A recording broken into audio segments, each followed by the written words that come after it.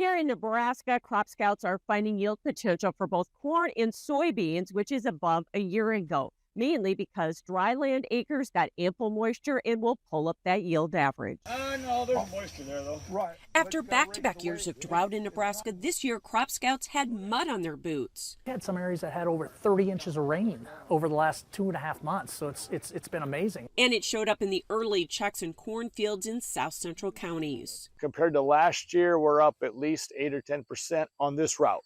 I have the same route every year, and I'm up considerably from 24 to 25 using the same route. Weed and disease pressure in corn was spotty, but scouts did find some green snap and tip back. We had one field had some pollination issues. We had another field, I think, was probably the warm nights that affected the grain fill on the ear, which likely shaves some yield, but he says at least the kernels are filling in. I think there's more kernel weight on the ear than we would have had otherwise. Judish says the corn will need some cool nights to finish, but with ample moisture, it's possible yields could exceed last year and USDA's record 192 bushel estimate.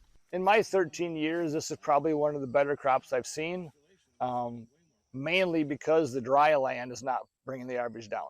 It's pushing the average yield up this year. Scouts also found a soybean crop with pod counts similar to last year. The pods in Nebraska were filled well. There's a lot of 3-bean pods. There's going to be a lot of good, big, heavy beans. There was some insect feeding from Japanese beetle and light disease pressure. Right now, we're starting to see some sudden death, and we're starting to see some white mold show up. But weed escapes were worse than in past years. Really disappointed in what I've seen, and I think it's because in northern Nebraska, they've been too wet to be able to get out there and take care of it. Despite that, Dorn is optimistic about yields as long as the weather doesn't turn hot and dry into harvest like last year.